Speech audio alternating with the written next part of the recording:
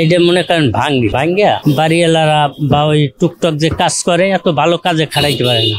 এটা মনে করেন একটা বাড়ি ভাঙছে, একটা রুম ভাঙছে, মনে করেন এগুলো তারা তোর কাজে খাটায় না। ওই টালিওয়ালারা লইলে কই যে ভাই এই জায়গায় হালাই থুই দেন, আমি ওটা ভাঙ্গিয়ে আনে বিক্রি করবো। হ্যাঁ, বিনে পয়সায় আবার মনে করেন চা পানের খরচা দিয়ে ওরা কষ্ট করে লইয়া চা পান খাইস। এটা মনে করেন সকালে বইলে একটা তামাজ ভাঙ্গি, একটার পর আবার রিক্সা লই আবার 7-8টার পরে এবার এসে 10 বস্তার উপরে বাড়িওয়ালারা যে আয় তার দাঁড়ি বিক্রি করা হয়। এটা তার সিদ্ধান্ত না এই যে অমুকেই কেনবে।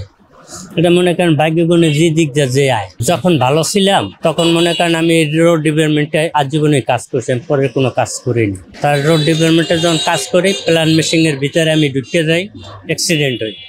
এই অ্যাক্সিডেন্টেই পাও, এই দাঁত সেলাই আছে, এই হাতেই এগুলো হয়ে গেল। এখন তো আর রোড ডিপার্টমেন্টে কাজ করতে পারি না। আমি কি করব? এর ভিতরে আবার মনে করেন দুর্ঘটনা ঘটে গেছে, মারা গেছে। সময় আমার 4 মাইয়া লাদা খোলাপান নাই, 4 মাইয়া। এখন কি করবো?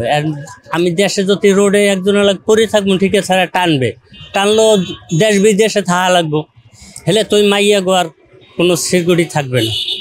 এই জন্যই লাদা মাইয়াগু নিয়ে আমি ঢাকাইয়া কিছুদিন মনে করেন যে কাল পাওয়া ভালো পাই, এই কালে একটু পরের কাজ করছি, দেই যখন চলতে বেতাল।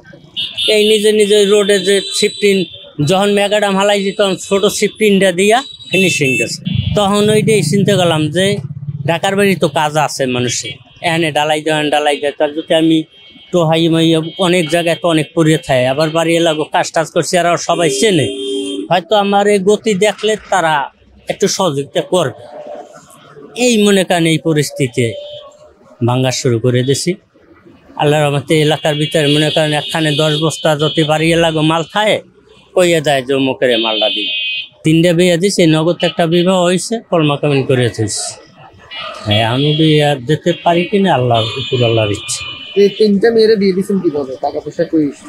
এটা আমি আবার পরবর্তী বিবাহ করছি, এই পরিবার আছে 2 জনে মনে করেন মোটামুটি দেয়।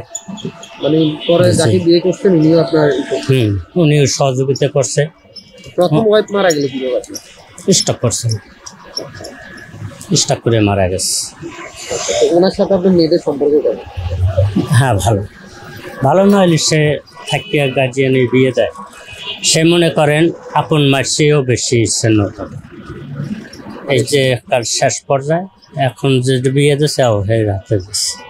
মানে সৎমা হিসেবে কখনো না, সৎমা হিসেবে কখনো চলে যায় না। আর মনে হয় বাকি যে 2 দিন আছে দেখতো। আপনার শাসনের কারণে নাকি ওনার থেকে এরকম ছিল? হ্যাঁ, আপনার শাসনের কারণে এরকম হচ্ছে না? আমি ওনারে কোনো শাসন দিইনি। আনার পরবর্তী উনি একটাই বলছে যে উনি আবার ওনার বিবাহ হয়েছিল, ওনার স্বামী মারা গেছে। স্বামী মারা যাওয়ার পরে মনে করেন উনি কি করবেন, মানুষের ভেকাল তো এখনই ওনার বয়স আছে মনে করেন 34 বছর, তার 11-12 বছর আগে বিয়ে হয়েছে। তাহলে উনি চিন্তা করছে যে ওখানেই আমার সুখ হয় না, এখানে যখন আইসি সাইডে মাইয়া আমার থাকলো তো থাকতো, এই হিসাবে উনি দেখতে গেছে সহে। আবার ওদের ওনার এক ছেলে আছে, ছেলে তার বাপের বাড়িই থাকে।